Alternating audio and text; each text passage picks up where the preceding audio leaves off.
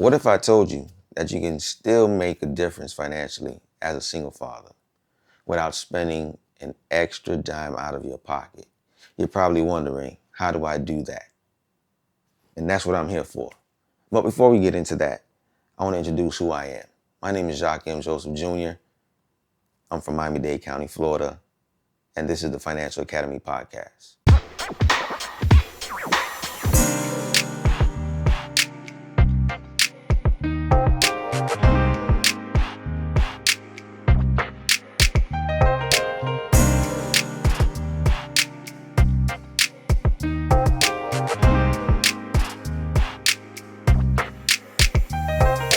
So a little bit about me and my backstory is, yes, I too used to be a single father before I got married to my beautiful wife.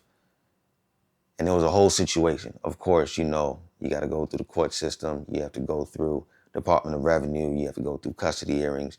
You have to go through a whole lot of annoying things that you may not even know that you have to go through just to have rights to go ahead and see your child or to deal with your child.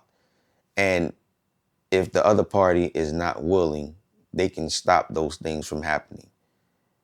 And yes, of course, I understand. It can be annoying, very annoying. But as a man, and if you're willing to do what it is that you want to do to be in a child's life, then there are some things that you would have to go through. And I'm here to go ahead and divulge that information to you because I went through the system. Does it suck? Yes, it does. Does it bother you? Yes, it does. Does it frustrate you? Yes, it does. But anything is possible if you're intentional about it. So, about me right now is I was with somebody before and had a child. And through that whole situation, I had let that individual know, hey, listen, we don't have to be together in order to take care of our child. However, I just want full access. The person said, sure, not a problem. It is all good.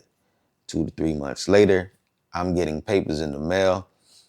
You have a court hearing, you have child support, the whole 9 yards. Now, I'm new to this game because my expectation for my life was not that. I thought I was going to get married, the whole 9, but that wasn't the case. So when I got the papers, I immediately started calling people who I knew. I need help. I don't know what's going on. Have to get an attorney, which is number one as a single parent or as a single father, a single male. The first thing you want to do is always get an attorney, a good attorney.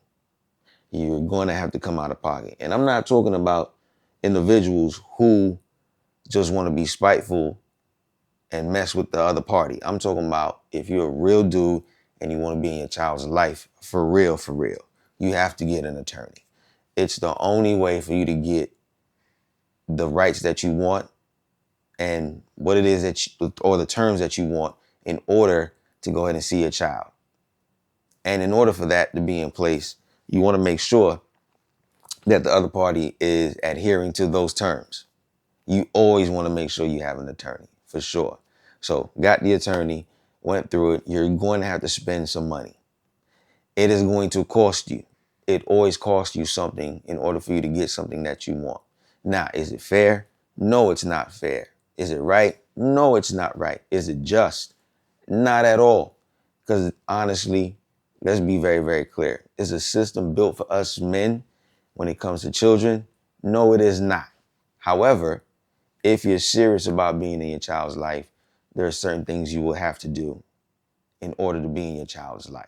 So again, number one, get the attorney. Number two, once you go ahead and you have the attorney, you're going to have to pay it forward. I had to pay almost, I would say, 12 to 15. That was my range. That was my situation. Your situation might be different. You may have less than that, maybe more than that. You may be going through divorce. Whatever the case is, you're going to have to pay it forward. My situation was between 12 to 15,000 in order for me just to get rights to my child. Now, again, was it frustrating? Yes. Was I afraid or scared of it? Yes, because that was not the expectation that I had for my life. However, I went through it. That's the cost. Thirdly, you're going to need to be transparent. You cannot play games. They're going to ask you for your financials. They're going to ask you about your bank accounts, if you even have bank accounts, investment accounts, insurance accounts, whatever you have to divulge that information in front of the powers that be, because they want to see what is the best situation for the child. You cannot play games. You cannot hide stuff. You're going to get found out. And if you get found out, it's going to cost you even more. So don't be like me playing games. You really want to do it the first time around, right? That's that. Now, once you get through a whole situation, or my situation is, I had to go through subpoenas and transparency of financials, which of course it did set me up when I did get married, but that's a whole nother situation, because you want to be open and honest and transparent when it comes to financials in every situation that you have. But when it came to that, I had to be vulnerable. It sucks as a man when you have an ego and you're upset and you're frustrated and all you want to do is have access to your child, and that's not being granted. So you have to be vulnerable. It is what it is, gentlemen. You have to be vulnerable. It's not fair, but deal with it. So now, with my situation going through, and this is during COVID at that, we didn't have in-person meetings with the judges and court systems, et cetera, et cetera. We had it virtually. So once you get all the paperwork and everything starts to work out, then you go ahead and meet with someone as far as a mediator goes. And this is before you would have to actually go to court. If you can get stuff done in mediation, amazing. Do that. Try to be fair. And again, work with your attorney. Now, one thing with attorneys, they will try to rack up on that bill. Every email, every phone call, every text threat, whatever it is, they will try to rack up on that bill. So you make sure, unless it is very, very important, you do not call, text, or email unless it is necessary. All right? Because they will rack up a tab. Now, going through all that, you're going to have your attorney, yourself present, the other party, and their attorney, if they have one, and a mediator. And what the mediator does is they break down the terms in between you and the other party. Also, there's a person from the Department of Revenue who's there that wants to do just the financials. So what happens is, with me, they only asked me 1 or 2 questions. They didn't care anything else about me. They said, when was the last time? This was the question they asked me. When was the last time you were with this individual? I answered. The other party said that is false, they lied, whatever the case is. Then they asked, do I have insurance for my child? Have to respond. And then they asked another question dealing with financials, and they said, thank you. And they moved on, started their calculations.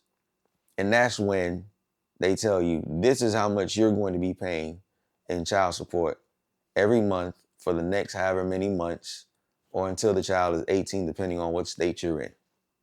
For the state of Florida, it is the age of 18. Now, me, I'm thinking ahead of the game, like Anthony Edwards, he paid up front. I was willing to pay up front, but I didn't want to do all that. I just said, hey, just chuck it, take it, whatever it is, pay what I need to pay every month. This is what I'm going to pay. Now, here comes the nitty gritty. You remember when I told you earlier, what if you can still be successful financially? This is where it is right here. The reality is, a lot of people don't plan to fail. They just fail to plan. Now, you would really have to understand money in order for you to go ahead and build a successful plan. You need a game plan as a single father. A lot of us are just going out there willy-nilly, not knowing anything about money, understanding money, and how it works. A lot of gentlemen rather not work just to not have to pay the tab. Eventually, the tab is going to come back and you're going to have to pay it. So it's best, again, to pay it forward. So what is it that you need to do to go ahead and be successful financially? You need to have a financial house, AKA a game plan. What's your game plan? Whatever habits, whatever vices that you may have, all that has to go out of the window. Prime example, if you like to drink Hennessy, I'm not promoting Hennessy, they're not paying me a check, I'm just giving an example. If you like to drink liquor of any sort, and you know it's costing you $50 a week to go ahead and drink liquor just for a moment, you may want to change that habit. Is it tough? Yes. But you have to be intentional in order for you to be successful financially. Because you're no longer thinking about yourself. You're thinking about yourself and your child and hopefully their future. Because again, the child didn't ask to be here, but they're here now. And now they're dependent on you. And if the other party is making it very difficult for you to do all these things financially, when you could think of, hey, if I didn't have to pay child support, I could put money towards them going to karate or extracurricular activities, whatever the case may be. So if you have a habit, you have to be intentional in order to stop that habit. You may want to go ahead and check your bank accounts and find out exactly what are your habits, what are you spending your money on? My vice was food, and it still is food. I've cut back. I used to spend at least over $500 a month, just me, on eating out, drinking, tipping. I wasn't even cooking my own food. I was always eating out. So that was my vice. So once my child came into play, I had to cut back because I knew I needed to go ahead and get diapers, formula, onesies, wipes, whatever you can think of. In addition to whenever the other party would ask or fail to provide whatever it is they needed to provide, I would have to provide it on my own. Not only that, you're thinking about paying your rent because you need shelter in order for your child to stay with you. You need water, you need electricity. All these things will come into play. But the only way you can do that is if you have a game plan. Now, how do you go ahead and set up a game plan? I'm glad you asked. So the next episode, I want you to go ahead and check that out because we're going to come back with a game plan on how you can build yourself successfully financially. I'm Jack M. Joseph Jr. on the Financial Academy podcast. I'll see you on the next episode. Peace.